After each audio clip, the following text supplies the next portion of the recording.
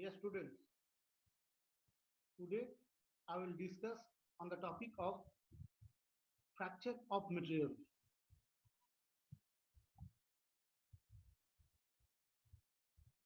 What is fracture?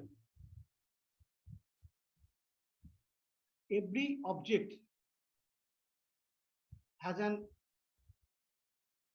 ultimate limit before fracture takes place. Every object has a maximum limit which it can withstand, and beyond which limit, on the application of the external load, the material will fracture. The fracture is nothing but the separation of an object into two or more pieces under the action of stress. The fracture of a solid usually occurs due to the development of certain displacement, discontinuity surfaces within the solid. There are some certain reasons why the fracture happens. In spite of application of the external load, there might be a generation of irregularities and also the voids, micro voids, due to which crack initiates. Without the initiation of the crack and propagation of the crack and also the meeting of the crack, the final fracture which we observe, that cannot be possible. Fracture only occurs because there are several crystallographic microstructural action occurring inside the material, which can be viewed from the microscope. In the tensile test, the fracture point is a point of strain where the material physically separates. We know in the stress strain gram, the fracture of a ductile material generally occurs after the ultimate strain or stress point is reached. After the ultimate strain, there is some phenomenon occurs inside the material, in the ductile material. That is the necking. We will introduce into the later slides how the fracture in the ductile material occurs.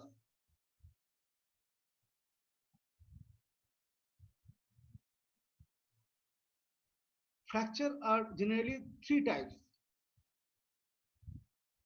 You can also in two types also, ductile fracture and brittle fracture, but highly ductile fracture can also be taken into the consideration. Generally two types of fracture, ductile fracture and brittle fracture. We can again tell the high ductile fracture for the case of the materials which exhibits the high greater level of ductility. That is the ability of material to be permanently deformed before any sign of crack under the action of tensile load. Here you can see for the case of high ductile material, against the application of the external load, here it is not seen, but after the application of the load or during the course of the application of the load, external load in this direction F and in this direction, that is a tensile load. If the tensile load is applied over this body, then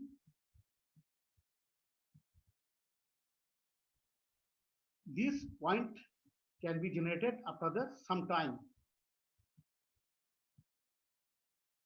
This is a point shape. This occurred in the case of high ductile fracture. or in high ductile material. This is called the high ductile fracture of the material. And in ductile material, such like mild steel, the crack and the fracture, finally the fracture occurs in this phenomenon near about 45-degree angle to the direction of the external load. And for the case of brittle fracture,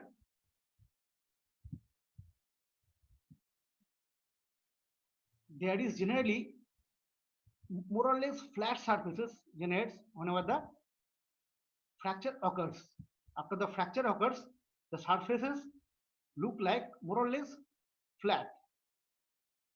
And ductile fracture can be assumed as stable fracture, and brittle fracture can be assumed as unstable fracture.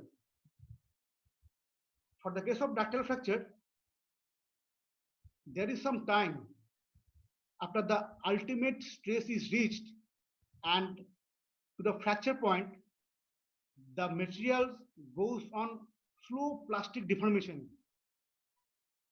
and steadily the fracture occurs in that material during the generation of and due to the generation of the small or micro tiny cracks inside the material. And for this case, brittle material, fractures happen suddenly because brittle fracture occurs whenever material shows very or negligible plastic deformation before fracture takes place. The time is very quick and it happens very readily, suddenly.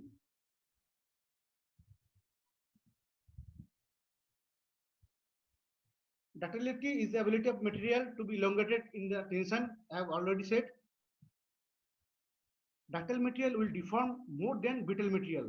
Obviously, the brittle fracture time is less, and ductile fracture the time is more. The time taking or to occur the fracture is more in the ductile material.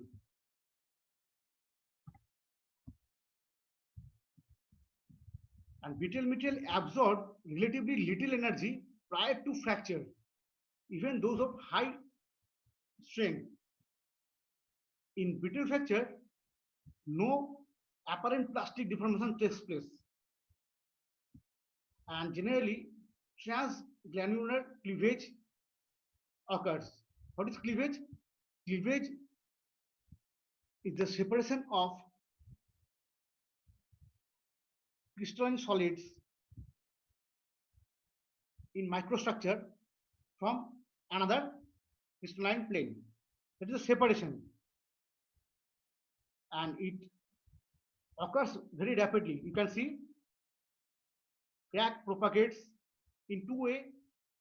The mechanism of fracture takes place: crack initiation and crack propagation, and also the meeting of the crack is essential.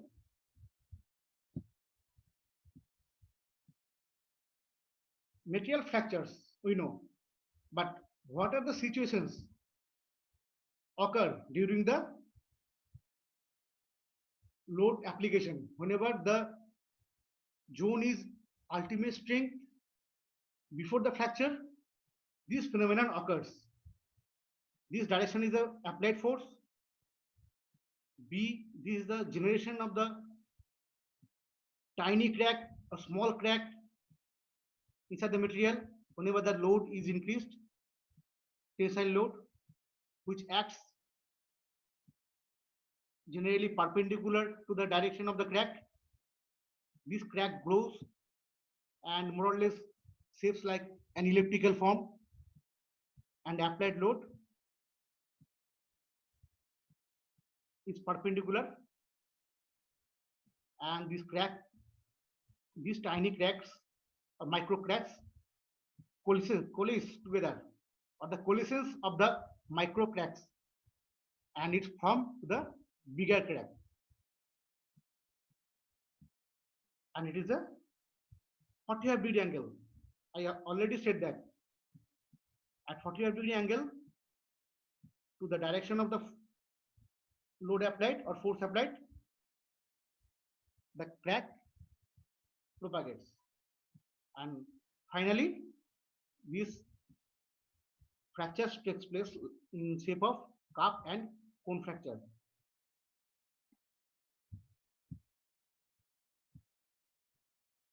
Intergranular and transgranular fracture. According to strength, whenever the temperature is low, then the grain boundary, this is a grain boundary is highly strengthful. It is a high strength, and the grains are of weaker section. And in this case, you can see the fractures occurs from one grain to another grain due to the weakening of the grain, and it is called the transgranular fracture. It is generally occur in the ductile material. And for the case of intergranular fracture, the fracture propagates along the grain boundary. Whenever the temperature is high, then the grain boundary is weakened and the grain are stronger, and crack always tries to propagate in that section which is weaker, and due to the high temperature the grain boundary are weaker and crack propagates from one region of the grain boundary to the another. Thus the intergranular fracture takes place. Thank you.